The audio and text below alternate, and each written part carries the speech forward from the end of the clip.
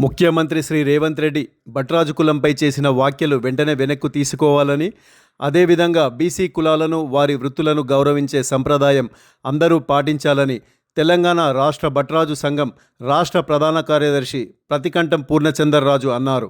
అందరికీ నమస్కారం. నేను ప్రతికంఠం పూర్ణచంద్రరాజు, తెలంగాణ రాష్ట్ర భట్రాజు సంఘ ప్రధాన కార్యదర్శిని. మా భట్రాజులందరం రాష్ట్రాల్లో 2 లక్షల మంది వరకు ఉంటాం.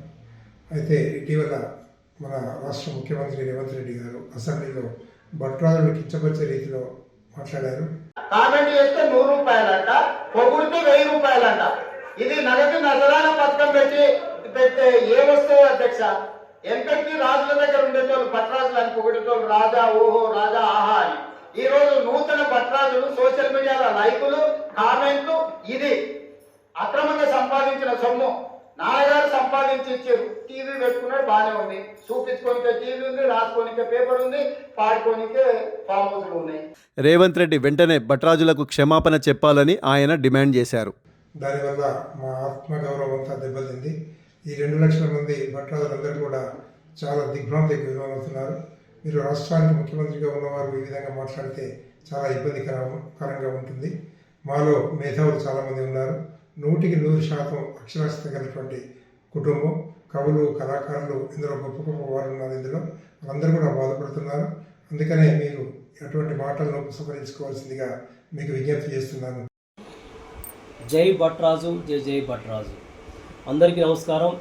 నిన్న రేవంత్ రెడ్డి గారు అసెంబ్లీ సాక్షిగా భారతీయ రాష్ట్ర సమితిని ఏదో ఎండగట్టే ప్రయత్నంలో మా భట్రాజు కులస్తుల ప్రస్తావన తీసుకొచ్చినారు. గతంలో భట్రాజులు ఆహా ఓహో రాజా అని అడుక్కునే విధంగా ఉంటారనేటువంటి ఒక ప్రస్తావన రేవంత్ రెడ్డి గారు ఒక ముఖ్యమంత్రిగా ఉండి అన్ని కులాలను ఒక హక్కున చేర్చుకునే ఒక రాజుగా, ఒక తండ్రిగా ఉండాల్సిన ఒక ముఖ్యమంత్రి ఈ విధంగా భట్రాజులను కించపరిచే విధంగా మాట్లాడటం చాలా దారుణం. వారి విశ్వసనీయతకు ఇది అద్దం పడుతుందని సందర్భంగా తెలియజేస్తున్నాను. రేవంత్ రెడ్డి గారు, మీరు పార్లమెంటు సభ్యులుగా మల్కాజిగిరి పోటీ చేసే సమయంలో కూడా ఒక మూసాపేట ఫంక్షన్ హాల్ వేదికగా భట్రాజుల గురించి మాట్లాడినప్పుడు నేను మీ దృష్టి తీసుకురాగానే వెంటనే క్షమాపణ చెప్పినాను.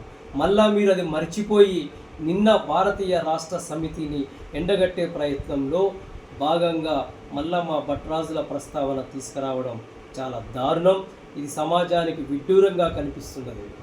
రేవంత్ రెడ్డి గారు భట్రాజుల యొక్క శక్తి సామర్థ్యాలు, భట్రాజుల యొక్క చరిత్రని ఒకసారి తెలుసుకొని మాట్లాడితే బాగుంటుందని సందర్భంగా గుర్తు చేస్తున్నాం.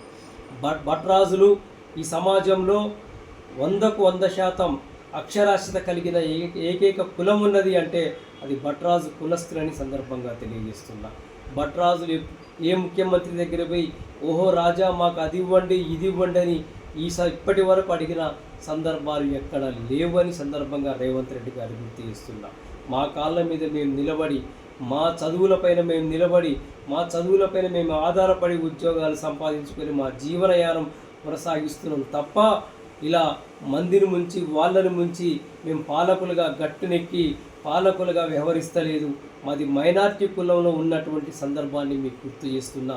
రేవంత్ రెడ్డి గారు, మీరు దీనిపైన 1-2 రోజుల్లో తక్షణమే బహిరంగ క్షమాపణ చెప్పి, మీరు చెప్పకుంటే మీరు తప్పకుండా మీ యొక్క అసెంబ్లీని, మీ యొక్క ఇంటిని ముట్టడి చేసే కార్యక్రమం ఈ రాష్ట్ర అధికార ప్రతినిధి భట్రాజ్ సంఘం బొల్లేపల్లి సీతారామరాజు నాయకత్వం వహించి మీ ఇంటి ముందు ప్లాకార్డు ప్రదర్శన నిరసన కార్యక్రమం చేపడతానని సందర్భంగా తెలియజేస్తున్నా. జై భట్రాజు, జై జై భట్రాజు.